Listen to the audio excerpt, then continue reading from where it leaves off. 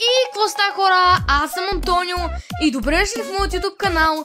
Този клип, хора, ще разгледаме всяко едно мастъри на всеки един броуър част първа. Така че, хора, преди да започнем, ще ви помоля да се абонирате за канала. Не забравяйте за giveaway, който реших да го сваля и да бъде не на 370, а на 355 заради вашата подкрепа. Така че, хора, веднага отивайте и се абонирайте за giveaway за 80 джема. Така че, хора, пожелавам ви приятно гледане. Та, хора, първото мастър, което ще разгледаме, ще бъде на Шели. Както можем да дойдем и ще го видим, ето го, No Time to Explain. Това се превежда няма време за мислене. Така че, хора, надявам се това мастър да ви кефи. Лично според мен това е едно от най-готините мастерите, е доста OG.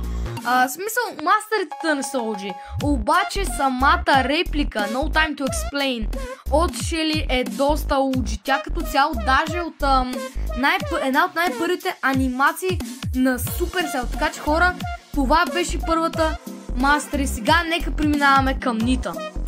Та, хора, мастерите на Нита е ето това, The Untamed, което се превежда неопитоменото. Това би трябвало да се означава за мечката, и тъй като по принцип тя може да бъде само опитомена от Нита, от никой друг. Тоест, ако видиш тази мечка, бягай възможно най-надалеч, защото това означава, че и Нита е някъде наблизо.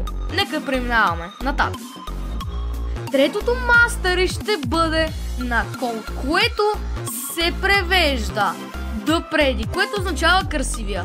Между другото, за Колт, това е неговото мастъри, защото той много иска да изглежда много хубав. Може да отидете на Brawl Stars в YouTube, да огледате някои анимации, които те самите са правили, и може да разберете, че наистина Колт доста иска да изглежда добре пред Шели, тъй като той така я харесва доста. Затова нека преминаваме нататък. Ето го и Бул. Как без Бул? Честно казано, неговото мастъри е доста готино, а именно Булдозер. Даже няма какво да го превеждам, в смисъл Булдозер си е булдозер на български, но като цяло това е мега готино мастъри, тъй като наистина самия му пауър, той става като булдозер, чупи стени, храсти, убива всеки на своя път. Така че наистина аз лично смятам, че това мастъри е доста готино. Ето го и мастърито на Брок. То даже няма какво да го превеждам, честно казано, защото това е просто бум, което е бум. Така че нека преминаваме нататък. Ето го и мастерито, т.е. плеер тайтълата на Ел Примо, което е Ел Лучадор. Аз го преведох и това означава на испански боецът, защото както знаете, по принцип Ел Примо е кечист, което дава, разбираме от това, че наистина той е боец. Ето го и Барил. Барли доста ме кефи по принцип, обаче мастерито му е просто брутално, а именно You Got Served. Ти беше сервиран. Това е просто уникално мастъри. Пишете ми долу в коментарите коя плеер тайтла според вас е най-готината. Пишете ми долу в коментарите. Нека и аз знам. Аз мисля, че това е най-готината, тъй като буквално да кажеш на някой ти беше сервиран. Не ви ли звучи много готино? Ето го и Поко. По принцип, най-накрая малко ми беше трудничко да го намеря как да го преведа, но все пак разбрах, че Ел Мариачи означава певецът. Тъй като знаем наистина, че той е певец, или по-скоро той е китарист, защото той не пее, но всъщност една от песните на Brawl Stars, а именно Bad Randoms, може да знаете, ако сте слушали, че всъщност Поко пее, което до една степен може да ни навежда на мисълта, че всъщност и Поко е певец. Много ме кефи и нейната плеер тайтла Touching Grass, пипам трева. Това е просто уникално, има много логика, хора. Браво на Supercell, вкарали са изключително много мисъл в това touching grass. Но честно казано, до една степен това е доста вярно, защото наистина хора трябва да излизате навънка, да сте сред природата, защото това е наистина здраве. Но все пак е доста готино. Та хора, плеер тайтлата на Джеси е The Builder, което се превежда строителя. Това е защото тя доста обича да строи разни неща. Примерно, ако дойдем на най-нормалния и скин, можем да видим, че тя самата си е изобретила тази чантичка отзад, това кученце робот. Тя се изобретила и нейното оръжие, което е като магнитно. Честно казвам, не знам, но по принцип тя наистина е строител. А ето го и Dynamite, добрият стар миньор. Както можем да видим, неговата плеер тайтла е супер пичага. Много е готина, просто бърти. Това няма да ви лъжа, но не знам как да го преведа буквално. Той казва се едно птичка, защото между другото, както може да видите, нека само сменим на нормален скин, вижте, видяхте ли как скочи? Когато скача се показва една птичка, която всъщност стои под неговата каска, което дава доста смисъл защо всъщност Supercell са му дали плеер тайтлата бърти. Цяло неговата плеер тайтл много ме кефила, именно Where is my head? Къде ми е главата? Защото, както знаете, тик на неговия пауър, той си хвърля главата и главата почва да гони противниците и когато ги достигне, тя кърми. Затова разбираме, че наистина той пита къде ми е главата? Ето го и 8-bit. Като цяло неговата плеер тайтла, кажете ми, как да я преведа по-точно? Просто го вижте. Явно е някакъв код за компютър, предполагам, или пак просто тези Supercell не им се е занимавало да му напишат плеер тайтл, просто са цъкали по клавиатурата и това е, да. Като цяло няма какво да кажа за тази плеер тайтла. А това на вашите екрани е Рико.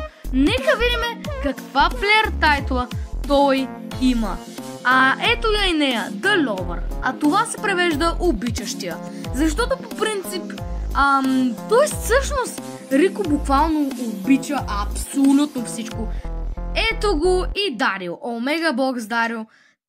Неговата плеер тайтла просто може да видите пират. Той е просто пират. И много интересно искам да ви спомена именно, забелязвате ли нещо грешно в този костюм? Нещо по-странно? Може да видите ето този шип отзад. Сега ще ви го покажа, сега ще ви го означа. Както може да го видите, това всъщност е оръжието на Кроу, което до една степен може да ни накара, че може да ни наведе на мисълта, че може би някъде някой ден Кроу и Дарио са се били и Кроу е забил своето острие, ако мога така да го кажа, в гърба на Дарио. Нека да продължаваме. Ето я и Пени. Горката Пени, хора.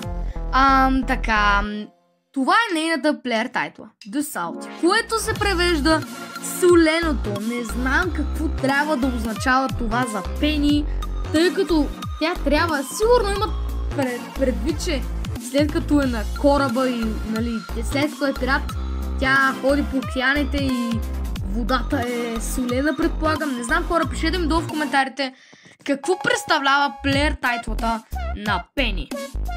Това е Карл. Като цяло Карл има доста интересна плеер тайтла, именно геологът. Честно казано, не знам защо той трябва да е геолог. Пишете ми долу в коментарите. Аз няма да ви лъжа, но през цялото време мислех, че той е миньор, но след това трябва да се окаже геолог. Не знам, но аз още си мисля, че той е, може би, геолог. Ето я и Джаки. Просто няма да повярвате колко хубава плеер тайтла има. Ето. Това всичко е цензурирано и се радвам, че е цензурирано, защото си няма представа какво щеше да бъде истинската и плеер тайтла. Това е Гъс. Нека видим неговата плеер тайтла. И ето я, The Lost. Това е загубеното момченце. Защото The Lost се превежда загубеният. Така че хора, не знам Гъс защо трябва да бъде загубен. Сигурно се е загубил някъде и не знам защо, но пишете ми долу в коментарите, ако знаете точната причина защо са му дали тази плеер тайтла The Lost. И хора, последната плеер тайтла, която ще погледнем за този епизод, ще бъде на Бо, която е доста, честно казано, готина, защото както знаеме, Бо много обича да е сред природа. Той по принцип е в едно село и той го пази като го защитава със своя лък. А пък неговата плеер тайтла е One with the Nature, което се превежда едно с природата. Та хора, благодаря за гледането, надявам се да ви е скефил. Ако е така, се абонирайте, скоро очаквайте втора част и довиждане!